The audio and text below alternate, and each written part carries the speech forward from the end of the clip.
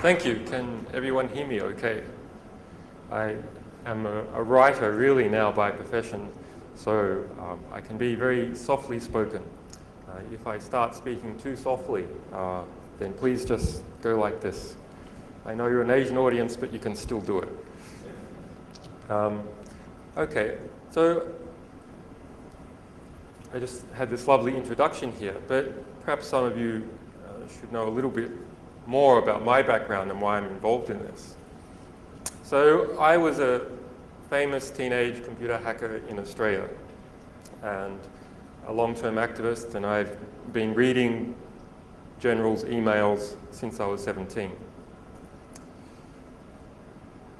After some famous cases where I had a magazine that I wrote and I was involved in a prosecution in Australia and 6 years in court, I went on to do other things. I mean, I wrote books and I did some documentaries and lots of human rights work, lots of cryptography work.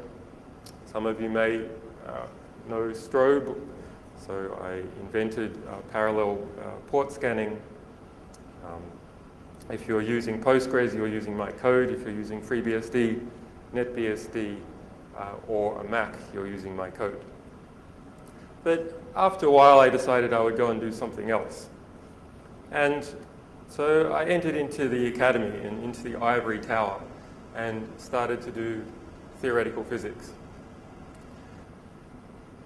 And what I thought I would create was a world that was mathematically pure for myself, that had a good history, a good intellectual history, and possibly a good intellectual future. And that was in some way honest work. But what I found, being an academic, was that no part of the economy anywhere in the world is isolated, including the highest part of the ivory tower. That in fact, at the bottom of every ivory tower rests corrupt money, rests the bodies of people killed in war.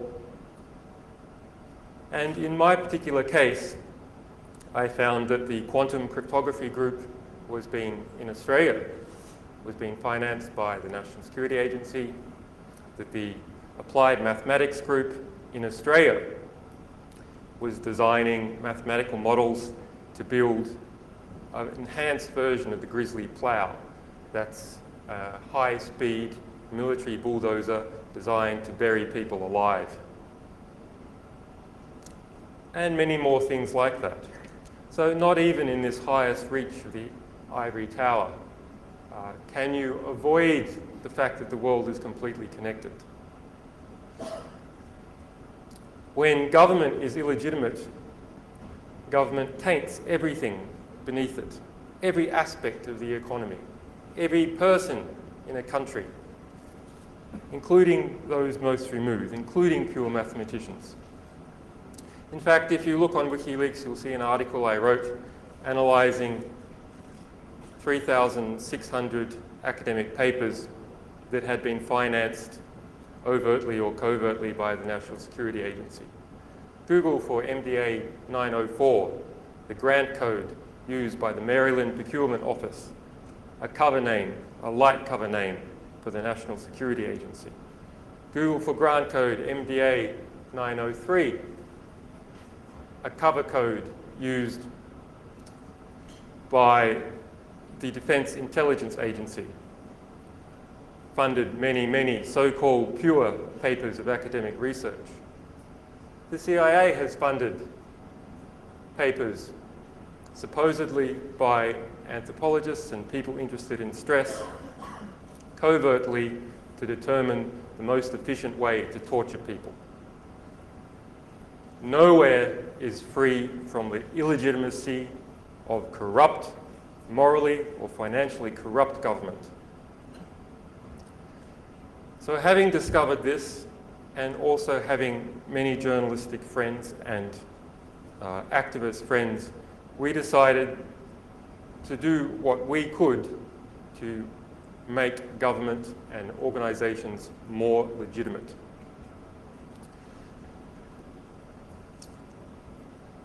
what we had seen as journalists is that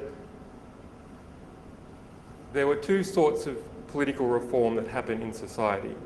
One, something that is part of a tide of change that happens because a new invention is introduced into the society, or a new form of commerce or environmental change. That seems to happen anyway, organically, and there's nothing we can do about it. And it may be positive and it may be negative. But there are other aspects of reform that don't have to happen. Sometimes they do and sometimes they don't. And those parts of reform are seeded and created by unauthorized disclosures. A good 1/3 of the front of the New York Times on any day is built out of unauthorized disclosures. You won't see it. You'll just see documents seen by the New York Times. Or you'll see a senior official speaking confidentially says something. And that's really the big driving force for political reform all across the world, is individuals who know of an unjust plan or an unjust past, revealing it to the population, so all the people in the population can decide to support or not support those people or their opponents, not just in democracies, but in all countries.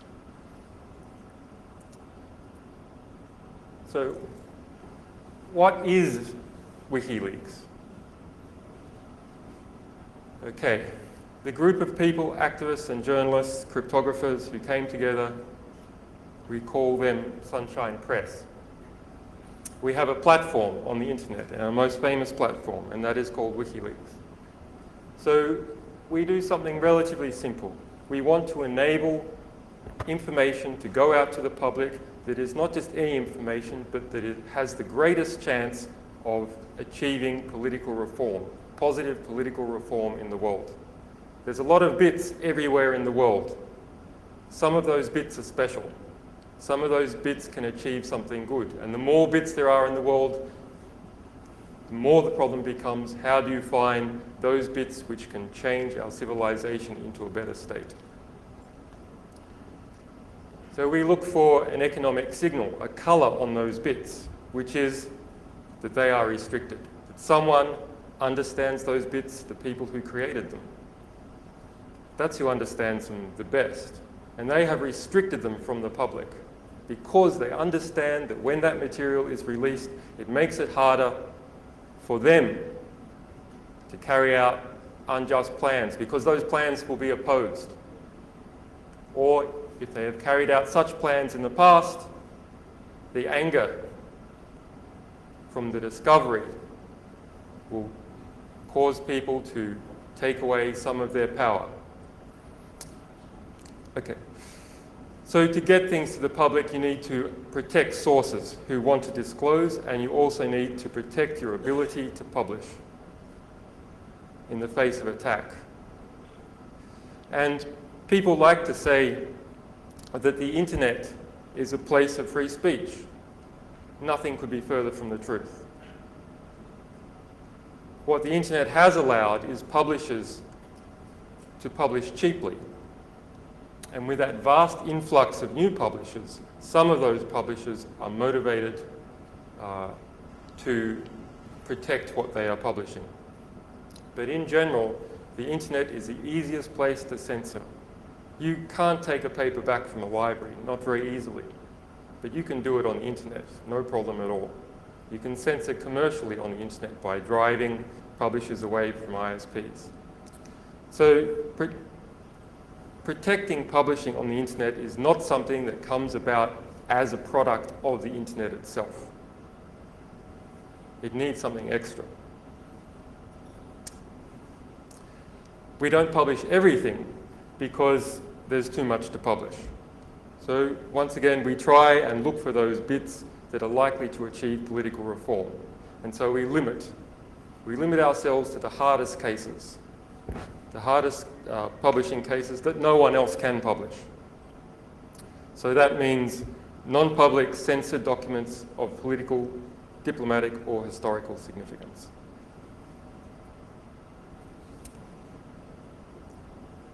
Okay, so a sort of feeling for what we're doing. What is the impact, not on individual nation states, but the impact in the media? This is something you can measure a little bit. Other stuff's a bit harder. I'll go into some examples. But we have caused the publication or reprinting of about 40,000 articles based upon our content in websites that are listed by Google News. So that's most, but not all of the mainstream press. I just yesterday did a look on Google Book Search. There's about 40-something books. Google Book Search doesn't cover most book publishers, so about 40 to 100 books have in part been catalyzed as a result of the material we have released. Google Hits, WikiLeaks, presently about 670,000. For Malaysians here, a good comparison is Malaysia Insider has about 46,000. And blog references, 92,000.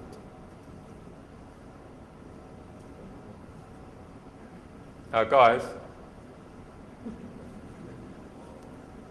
I've been censored. Come on. Actually, speaking of which, in this crisis that is occurring in the United States with journalists, a journalist who is fired is 100% censored. Thanks. Okay, so this map is by Freedom House. This is the Global Press Freedoms Index for 2007. The green is what Freedom House is an independently funded... Okay. Freedom House is an independently funded arm of the United States government. So it does have a little bit of a bias, but it also has some good people. So within the US prism of how it looks on the world, this is an accurate map. So green are the so-called free press countries. Yellow, partly free, that includes Malaysia, and grey, not free.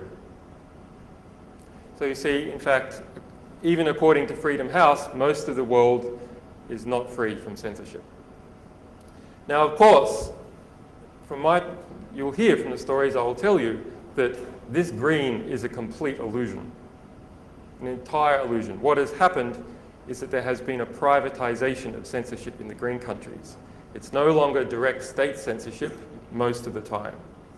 It's censorship on behalf of private organizations through the courts, and the courts are run by the state. So it's an indirect form of state censorship when you privatize the major institutions of your country.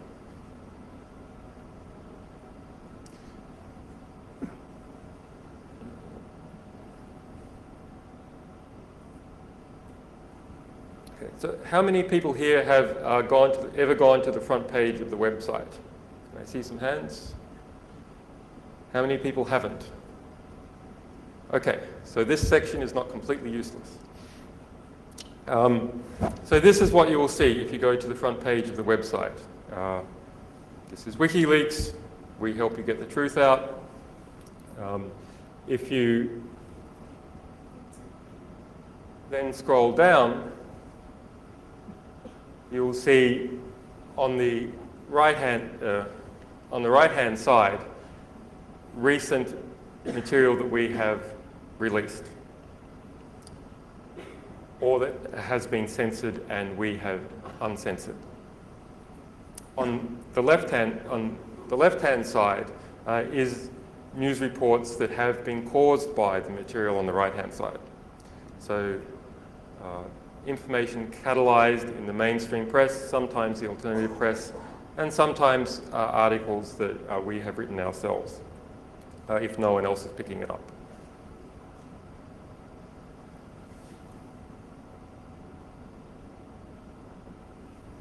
Okay, so just looking at something recent we released this week, the UK MOD Manual of Security, volumes 1, 2, and 3, issue 2, 2,389 pages, all classified.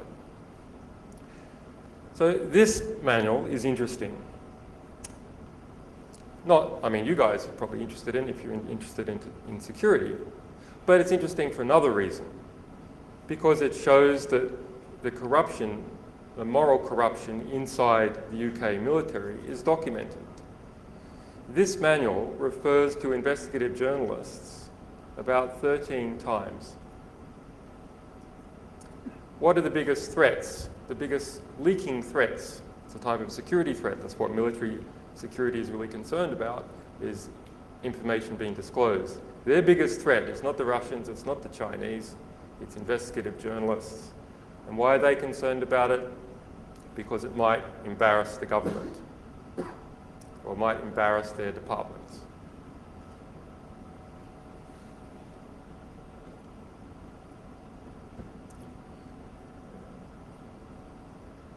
Okay, so now looking on the other column, you can see material you can see mainstream press that has picked this up.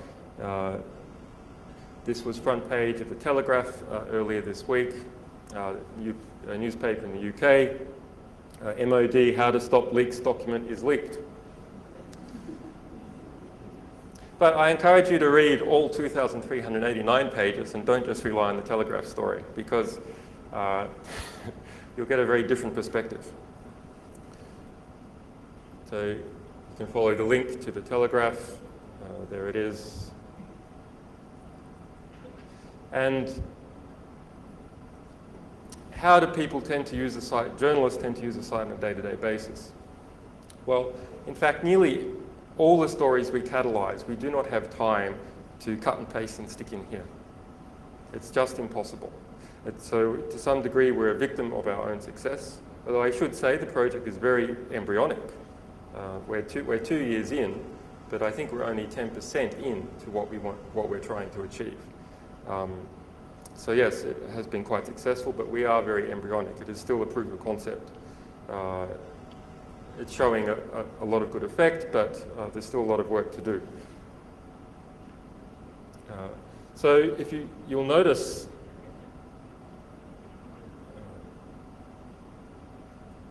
here, so catalyzing footage, you can have a look at news, blogs, and Twitter. So this is where, in fact, you will find most of the media pickup.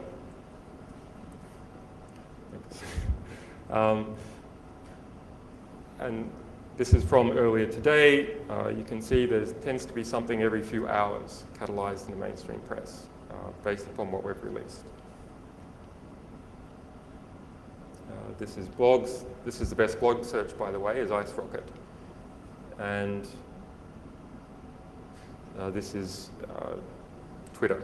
Often you'll see stuff here before you'll see it in the mainstream press, if people are just starting to work on it.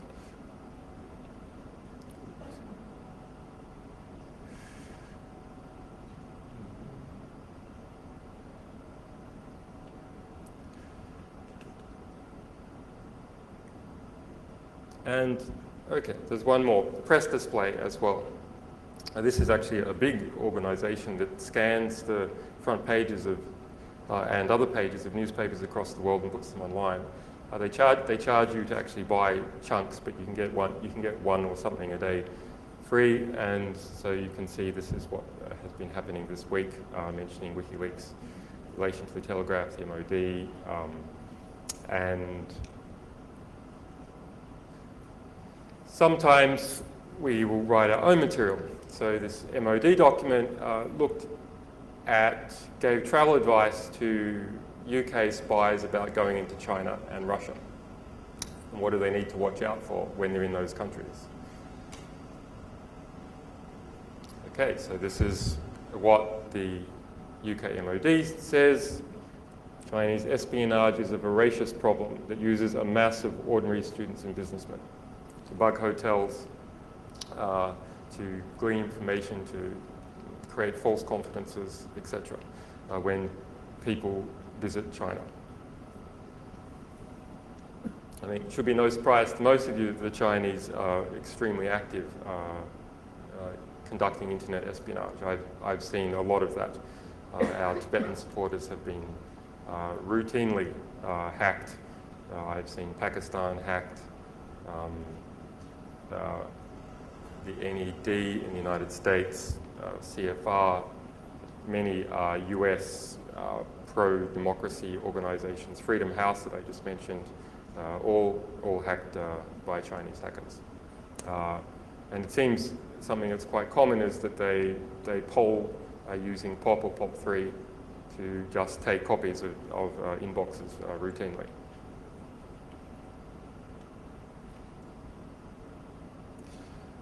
Okay, so how many people here are Malaysian? Yes. All right, another section that's not a complete waste. So I was in Malaysia 3 years ago, and everyone seemed really harried and no smile on people's faces, which is unusual for Asia. But now everyone's really happy. So, and yet they're complaining about the government more than ever. So I'm trying to correlate these two, and I think they are correlated.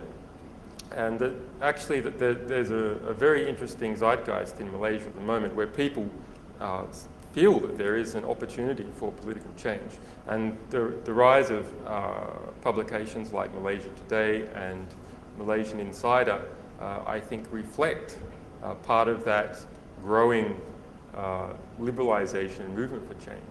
And I think in Malaysia, you're going to see something different to what you see to some other Asian countries. For instance, I don't think you could ever see Hack in the Box in Singapore. Malaysia has a mixture of different races and religions, and this is giving it a much more interesting and dynamic and diverse mix. So I don't think you'll see this awful cultural, is anyone here from Singapore?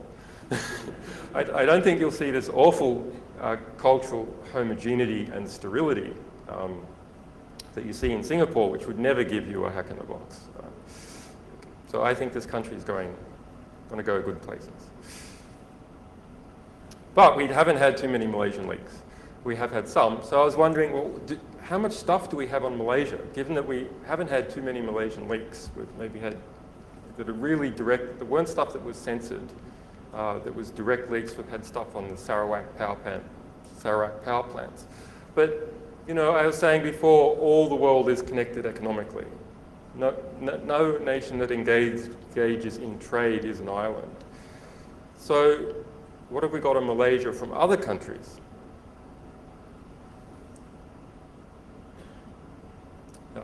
Well, here's something that is actually from Malaysia, but this is a censored document, not a leak. This is Malaysia Today in the Port Klang Free Zone scandal, 12 billion ringgit approximately.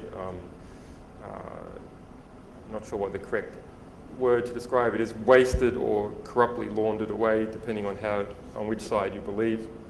But Rajapetra in Malaysia Today was censored at the ISP level in Malaysia, only 3 weeks after the Prime Minister said that there would be no internet censorship in Malaysia. That no internet censorship in Malaysia, incidentally, was in response to Green Dam. And some of you may have heard about that, the Chinese Green Dam. We released an internal decoding for Chinese Green Dam, which revealed its political file on the Fulong Gung and a whole lot of past Chinese political figures who were in that file. You know, and this thing is used, so if you're writing an email to someone, or you're writing in MSN, or you're writing in Skype, it has hooks everywhere. That if you try and say Fulong Gung in Notepad to yourself, the thing closes. Extraordinary. Anyway, so the fallout over that resulted in Malaysia, which had a tender for its own version of Green Dam, to cancel that tender and announce that there would be no internet censorship in Malaysia, a great thing, and then 3 weeks later censored Malaysia Today. So as part of our uncensoring efforts, we took copies of those primary documents that were censored. English version and Malay version, and here's the English version.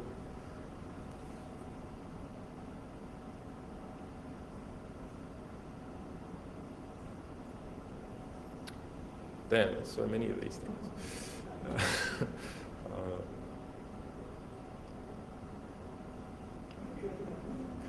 All right. Okay, so what else mentions Malaysia? Well, we've done a lot of work on counterinsurgency. So we have all the main counterinsurgency manuals and unconventional warfare manuals, which is conducted via surrogates by definition, for the UK, for Canada, for the United States, for India, and for some other country that I can't remember. Many of these. So the 2007 counterinsurgency manual, that's the big manual that's being used in Afghanistan at the moment to direct how those counterinsurgency efforts should operate. It speaks about Malaysia, or Malaya at that time. Sorry, at the time that it is referring to. So I'll read out just a quote. It would be wrong to deduce that any application of attrition is necessarily counterproductive in Malaya. So attrition, when you're talking about counterinsurgency, that means you just kill all your opponents and then problem solved. Because if there's no person, there's no problem. Kill them all.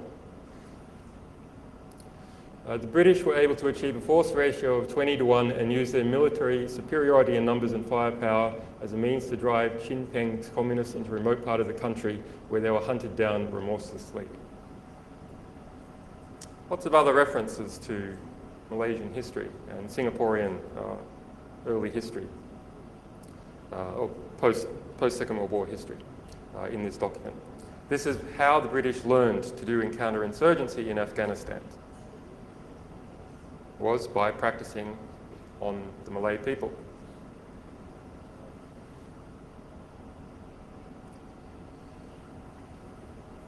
Okay, from the United States,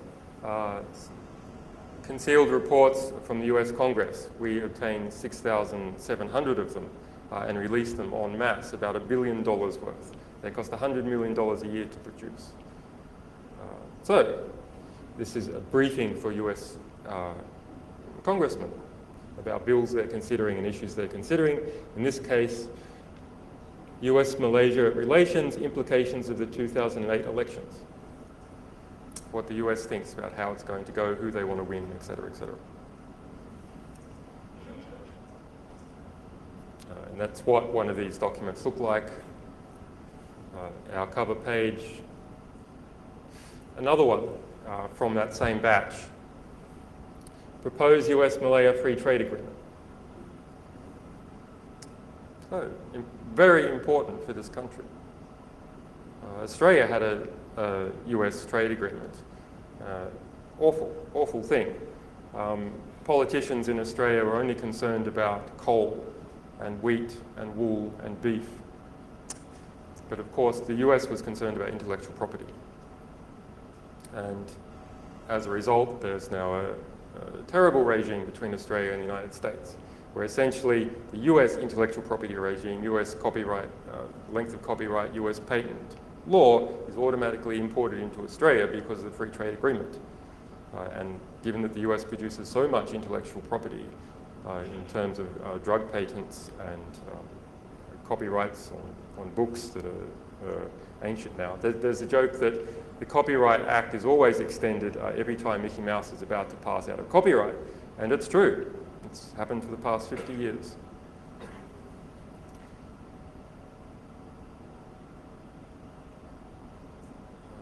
So another bulk leak of that sort is we released 600 reports from the United Nations.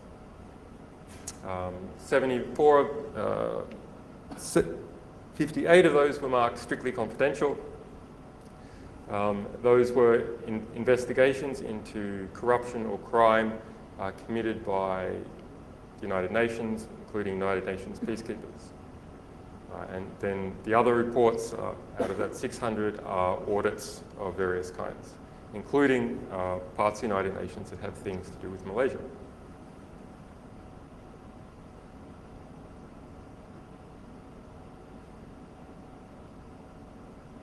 So here's an example press article. The Associated Press came out based upon that material. It appears everywhere. It's a newswire, it appeared in New York Times. UN finds 217 sex abuse claims against blue helmets. So there was peacekeepers stationed in the Congo who were sexually abusing the local population.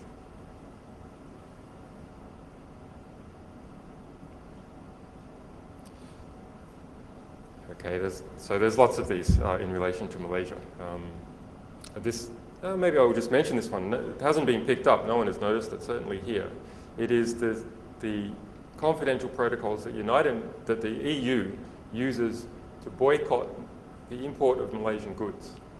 In this case, CDs made in Malaysia are blocked from entering the EU, and this is, why they do it. And so, actually, just by searching to the normal search interface or looking in the category, you can only see stuff that we have marked by hand as being something to do with Malaysia.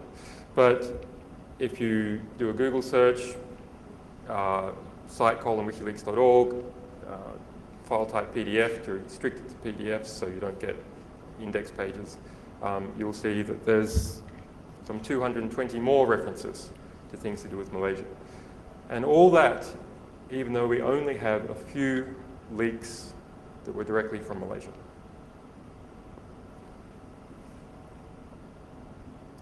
So here's another one. This was a leak from the US Embassy in London. So this is about a Malaysian citizen who's accused of being a member of Jemaah Islamiyah.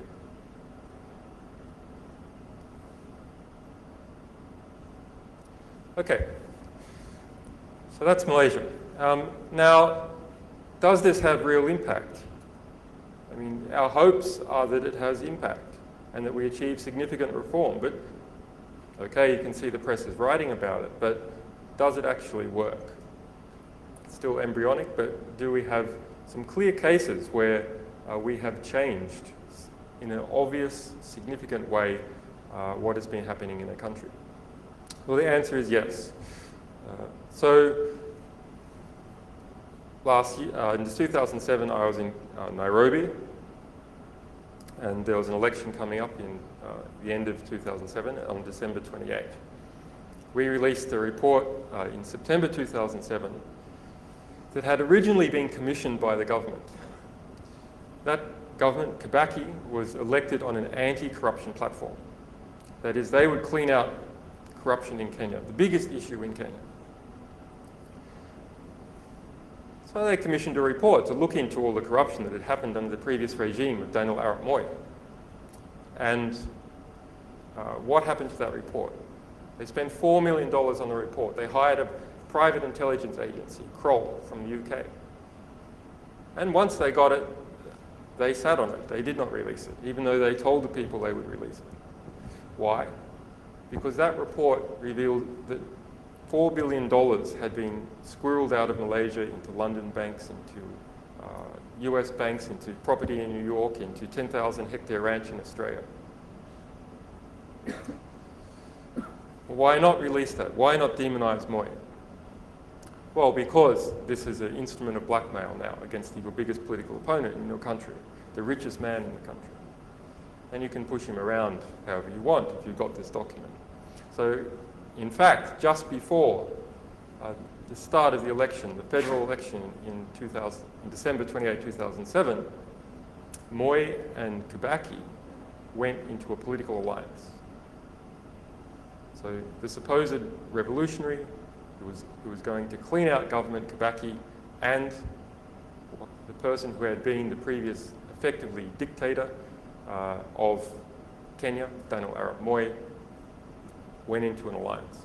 Then we released this report 3 days after that alliance. Everyone believed they were going to win the election. The release of that report was front page of the Guardian newspaper. It was on the local TV for 24 nights running. It swung the vote by 10% in Kenya. As a result, Kibaki lost the vote. There's some complications. There was some vote fraud and introduction of a prime minister in the constitution, so quite a complicated procedure, but yes, real change in that country. And for me as a journalist, to go to a country and then within a few months have changed the government of the country. I can't describe how satisfying that kind of work is. Extraordinary. To know almost nothing about a country, go there, and then 3 months later, change the government. And that is something you can do if you find the material that will change the government, you publish it, you keep it up, and you spread it to everyone that you can. Okay, so in Malaysia, people always tell me about the Internal Security Act and how there's terrible censorship in Malaysia and everyone is scared. But actually, I see some good things happening. I see Malaysia Today publishing some really hardcore stuff. Okay, Raja Petra is in hiding, so it's not so easy. But there's good things going on. Remember this map that we saw of where there was censorship and where there's not censorship. Well, censorship is a developing world problem, right? In the Western countries, it's all green. There's no censorship in the Western countries, right? Wrong. Absolutely wrong. Censorship in the Western countries has been privatized. That's how it works. And police officers and the judiciary are still an arm of the state. I mean, if you get a court order in a Western country and you say, well, there's no censorship in a Western country, just ignore this, what happens? The police, who are the light arm of the military, right? The only reason you have police and military is because you don't want to have to lug around machine guns every time you go to a house. That's the only difference. So the light arm of the military comes to your newspaper and says, do it, or we'll cart you off to jail. And say, oh, well, that doesn't really happen. Maybe they get fined. Okay, so you have your newspaper, you get a £100,000 fine. I'm in a free country. I'm not going to pay the fine. There's free press here. I'm not paying the fine. What happens? They come and physically repossess your newspaper with the light arm of the military, namely the police. So, all right, I've just made this claim. Where's the evidence? Okay, so here's a case that I know about because I was personally involved. Now, there is much more going on that I don't know about because I wasn't personally involved. The UK Guardian newspaper has just disclosed 3 weeks ago that this year alone, it has been subject to 10 secret gag orders. That doesn't just mean it's received an injunction that it can't print something. That means it's received an injunction from the court saying it can't print something and it can't tell anyone that it received the injunction or who it was about or when the court case was, etc. A secret gag order. This is much worse than a Malaysian Internal Security Act if the case is public. This is a secret case. So in this case, there was an Iraqi billionaire, Nahadimi Orchi, who grew rich under Saddam Hussein. In fact, was tried in the 1960s with Saddam Hussein for helping to try and assassinate the then Prime Minister. In about 1981, he moved to the UK, a sophisticated cosmopolitan man. He developed holdings in Luxembourg, grew that up to 200 companies. Other companies in Panama, all over the world, investments in Chicago, investments in Lebanon, investments in London, infiltrated the Labour Party in London. In fact, just 2 years ago, he received a painting from the House of Commons in his honour for the birthday of his business in the UK, signed by 146 members of Commons. So that's how well integrated he is into the culture of the United Kingdom. But back in 2003, he was convicted in Paris of corruption. In the Elf Aquitaine scandal, the biggest corruption scandal in Europe in 30 years. Via his investments in Chicago, he was also the chief financier of Tony Rezko and Roy Blagojevich.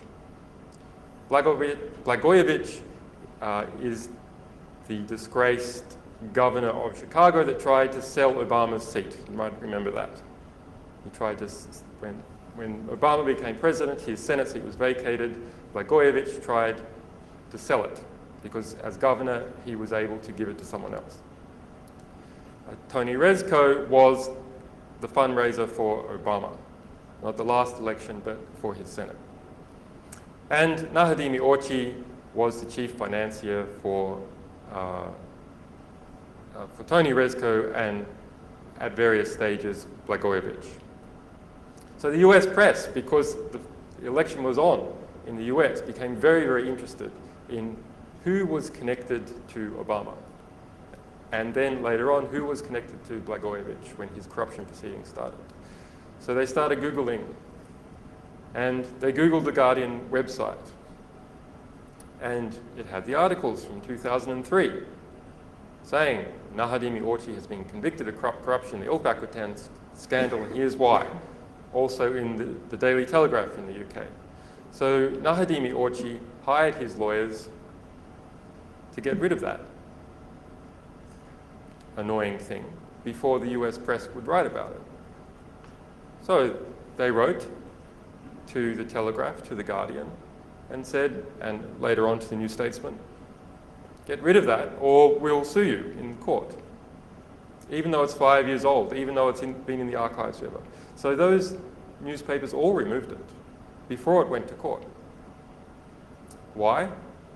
Because under Commonwealth law, which Malaysia unfortunately follows, the burden of proof for libel is on the person making the statement. It's on the publisher. That means if you're a publisher and you're going up against a billionaire, the billionaire can just keep you in court forever because they have unlimited funds. And when you run out of funds fighting a court case, you have to pull out. But when you pull out, you haven't established proof. Therefore, you've automatically lost. And then you get all the billionaires' court fees as well. So the Guardian removed it. And how did they remove it? I mean, the Guardian is one of the best papers in the world. How did they remove it? Did they tell their readers they removed it? No. When you go to the pages where it was, what's there? Page not found. Not we remove this due to legal problems. Page not found. When you go to the index of the Guardian, what's there? And you search for Nahadimi Orchi for these stories. Nothing. It's removed from the index. And you say, oh, well, but it's in libraries now. It's still in libraries. It was printed. It's okay. But how do you know to go to the library? The problem is that you trust Google and you trust the index of the Guardian. You're never going to go to the library. So that's just one of several cases I know about in the West where this kind of privatized economic censorship is occurring all the time. That statistic of there being 10 secret gag orders this year for The Guardian, there were 6 last year and there were 5 the year before. So this is tremendously increasing. You know, we're only, 10 months in, and this is 9. 10 gag orders, 1 per month now.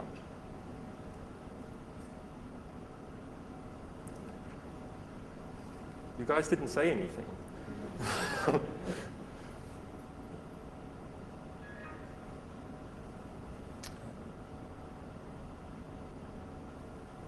So, as part of that case, the New Statesman wrote, isn't it terrible that this censorship is going on, in an article that talked about how we had just won a prize from The Economist for fighting censorship. It just mentioned the titles of those censored articles. A friend of mine, Martin Bright, was one of the original authors. He's political correspondent at New Statesman, but back in 2003, he worked at The Guardian. He had written those articles. That article about us winning an anti-censorship prize was then removed because of legal threats. So, I mean, it's crazy. So we republished all those articles. Then later on, the New Statesman linked to us again and said, okay, we're not saying anything, but you know, those articles that were removed, they're over there. The New Statesman was sued again, just for linking to someone else who linked to the articles. And as part, they in fact made a settlement with Nahadimi Orchi earlier on that they would make an apology, even though they didn't want to apologise. They felt they had nothing to apologise about. They were just scared of effectively a privatised fine against them, which is paying legal costs when fighting a billionaire.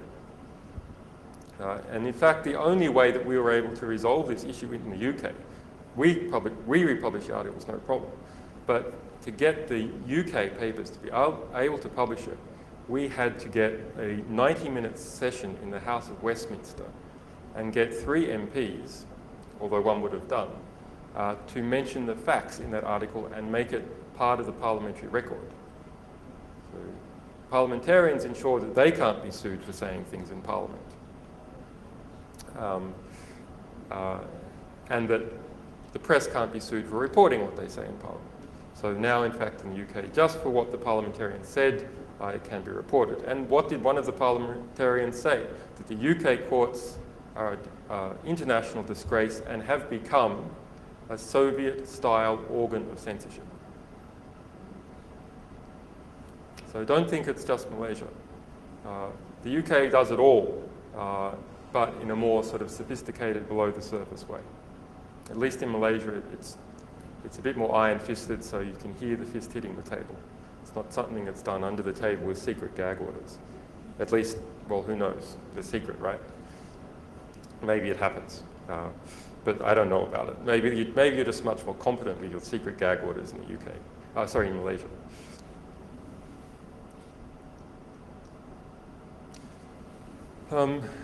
Okay, so maybe I'm about to go on to the next segment. Matt, I'll just stop and ask for any questions about what has gone before. Anyone? Come on, I know you're an Asian audience. You've got to combat the stereotype. Rob? You sir.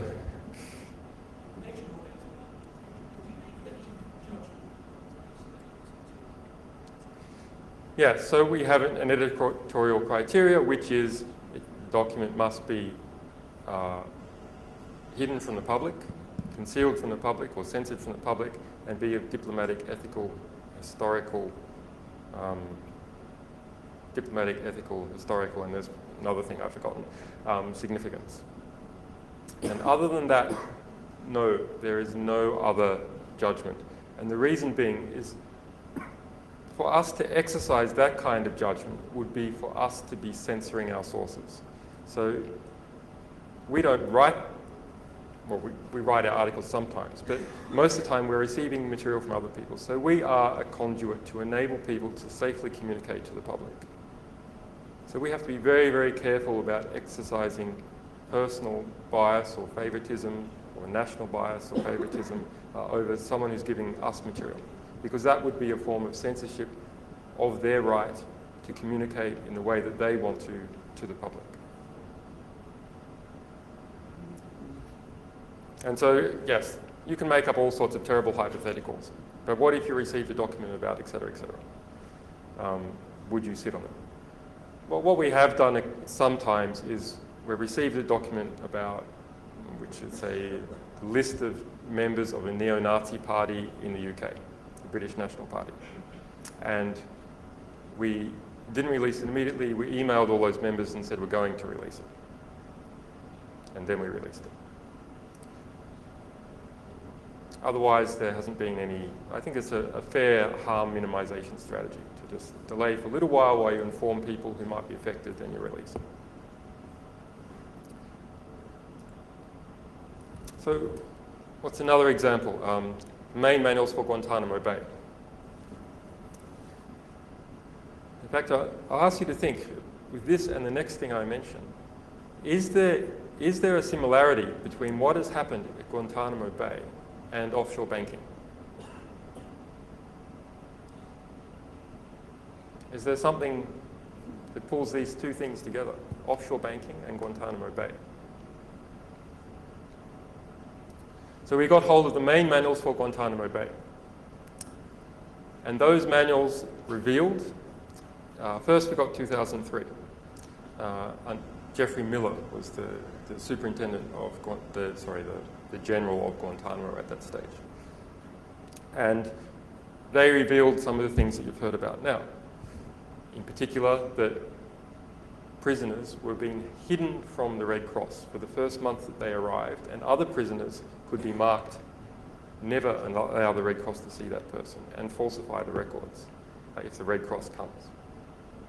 So you might think, oh, what does that matter? Well, the US has signed up to many international conventions on war, the Geneva Conventions being one, that says that people have a right to be visited by the Red Cross.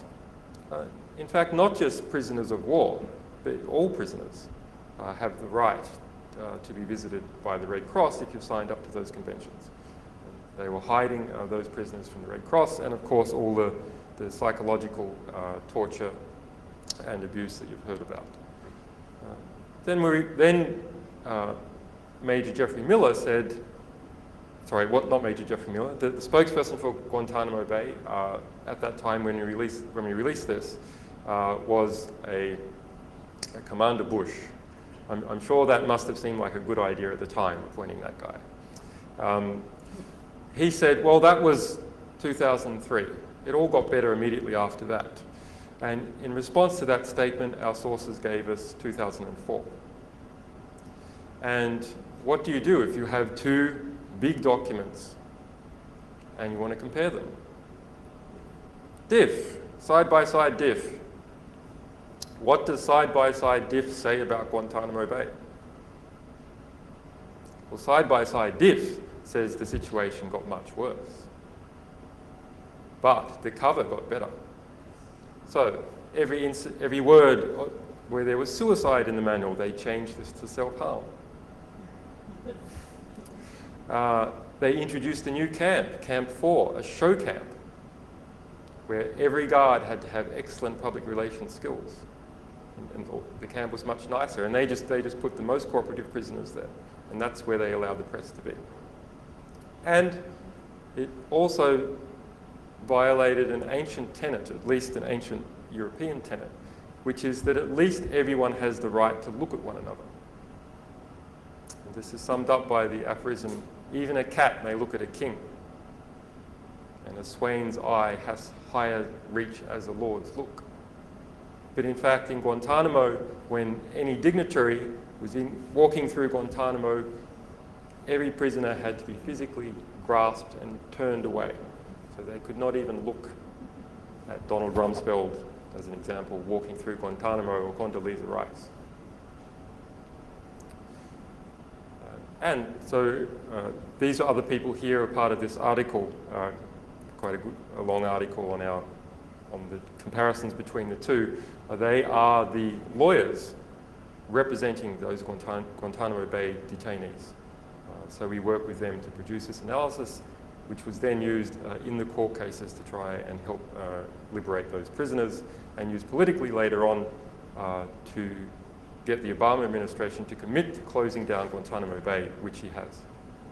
We'll see what actually happens. Maybe they'll all be sent to Bagram, but at least Guantanamo is going to close down.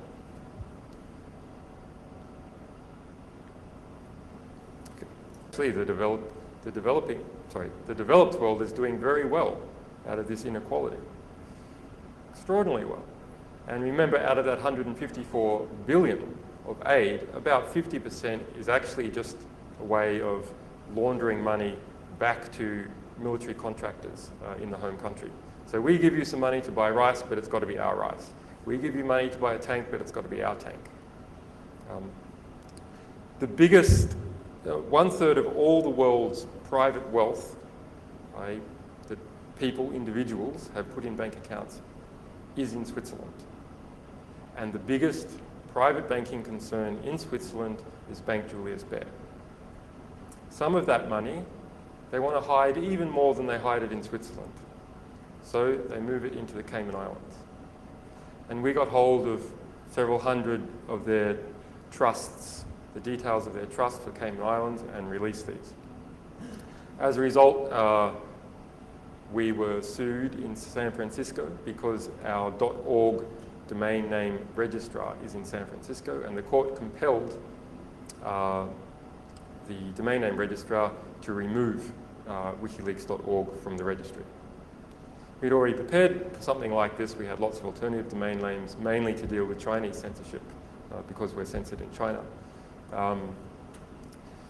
And so everything stayed running, but the main domain name went down until we built up a team of people, 20 lawyers altogether.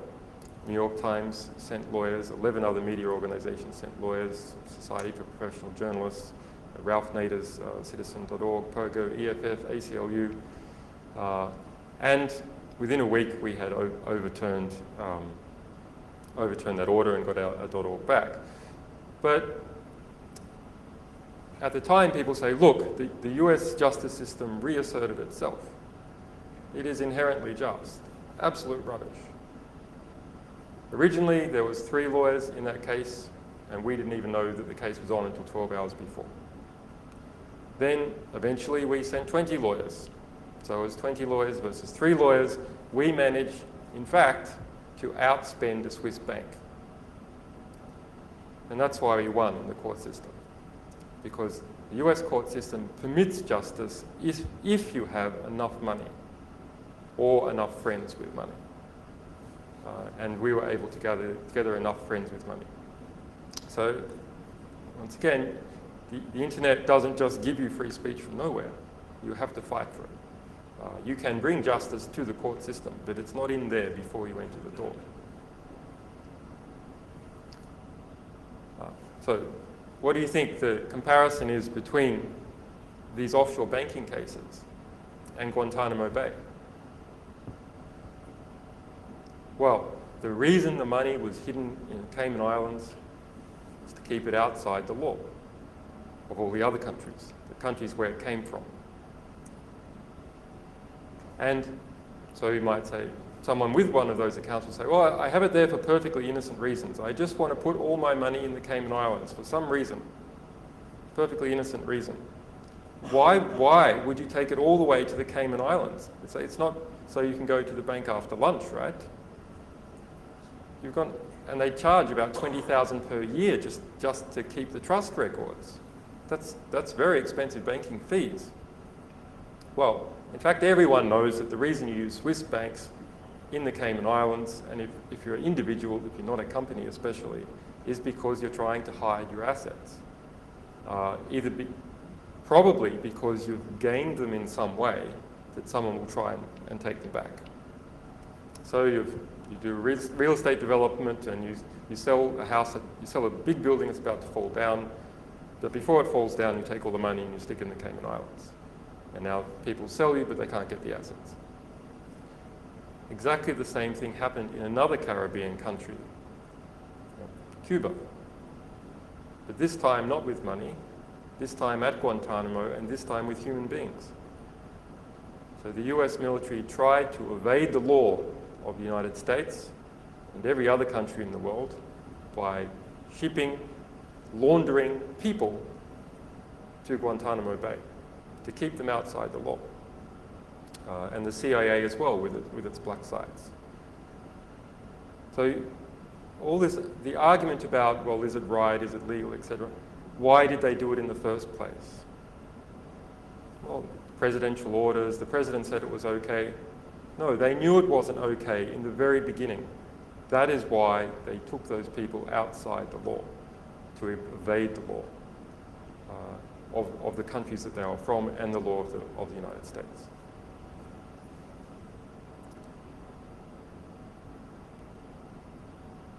So while we won that case, we were very happy about that.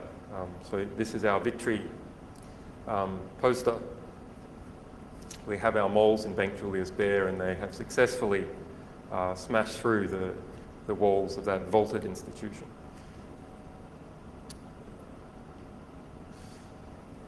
Well, there's many more examples I could give you. This, you might have heard about Corpthing in Iceland, the biggest bank in Iceland. Collapsed, was nationalized last year. It pulled down the whole economy in Iceland. Changed the value of the Icelandic dollar down to 50% of what it was before. So we released a loan book, which just maybe 2 months ago, which exposed that in fact the Corp Thing executives had been giving multi-billion-dollar loans to themselves and to their pals and to shareholders in the company, and under collateral putting, he's a known guy, we know this guy. And so the Serious Fraud Unit in the UK has called for more leaks. Eva Joly, the EU investigator, has called for more leaks of these types. In this case, the bank got an injunction against, the bank tried to get an injunction against us. I mean, they tried to sue us, that wasn't successful. But then they got an injunction against the state TV, the nightly news in Iceland, the day after we released this document, who had a 20-minute special on this document. The injunction hit the news desk 5 minutes before the newsreaders were about to read out all the information about that leak. And they had no other story. So they just said, well, there's been this leak, we can't tell you anything about what's in it. Here's the injunction, extraordinary for Iceland, that we've got that says that we can't tell you anything about it. Here's the website that it's on, front page. We'll just leave that there on air for 13 minutes. So yes, we had on our chat server an enormous flood of people speaking Icelandic all of a sudden from nowhere. And the case went to court again 2 days later and was dropped under the basis that, well, it was out. That the courts don't like to be seen impotent. So there's no point in keeping an injunction going if it's completely useless in practice.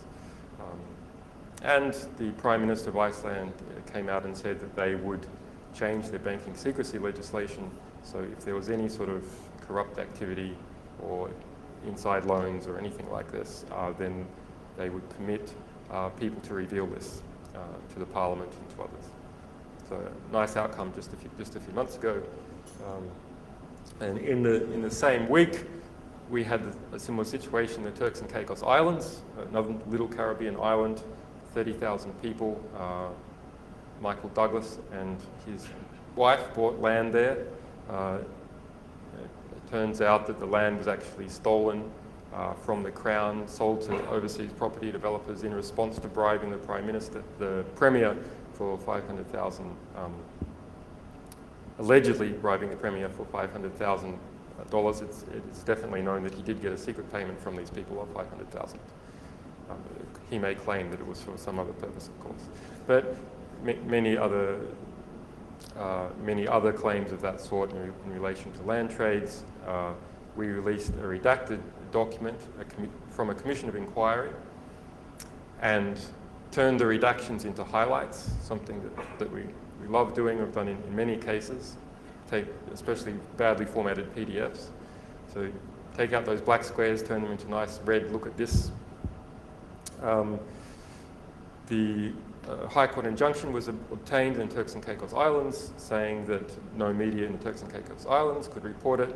However, it was already out there. When the second case came around 2 days later, that injunction was dropped.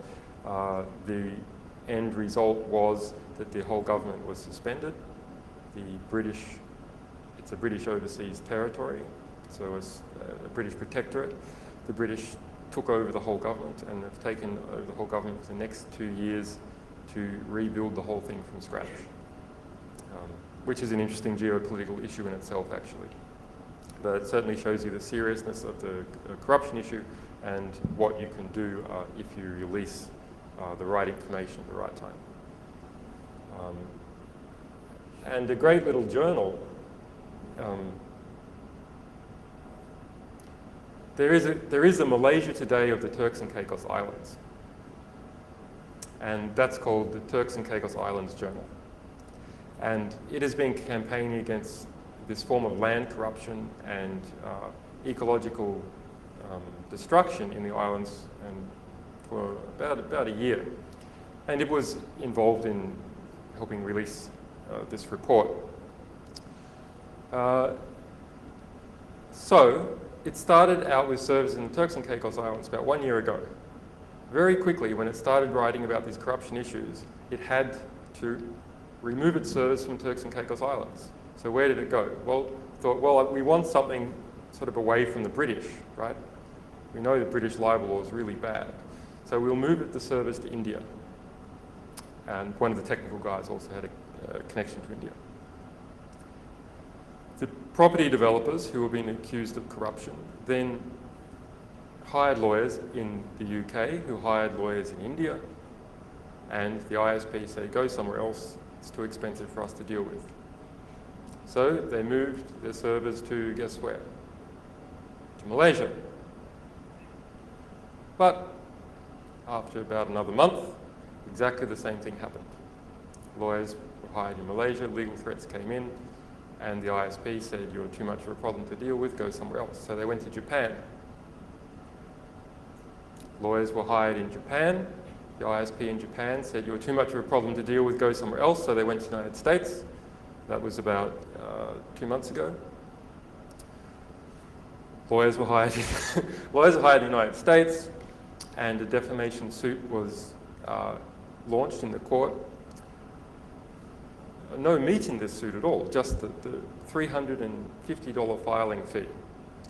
As part of the filing, however, it tried to subpoena the Gmail records of the journalists working for the Turks and Caicos Islands Journal. And Gmail wrote to them saying, Google wrote to them saying, we've got a subpoena for your Gmail material.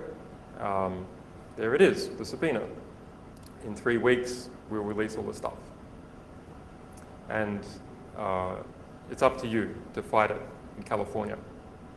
So this little, small, non-profit, corruption-busting journal is expected to fight a lawsuit in California against a millionaire property developer from Turkey about stuff that's happening in the Turks and Caicos Islands. Or Gmail will hand over all the material. Google, despite its billions, has not tried to help them at all.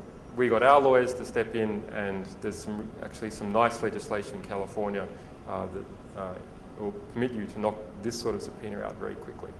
So there's a bit of legislation that says you have a right to anonymous speech, and if there's a subpoena that tries to break anonymous speech in California, then it can be not only knocked out, but your lawyer's costs must be paid by the other side. So that hasn't gone to court yet, but we're pretty hopeful that this little journal will succeed. But this case of this small little journal like Malaysia Today, what does it show you? If you just try and say something useful about your society, you are hounded from one end of the planet to the other. So because of privatized censorship.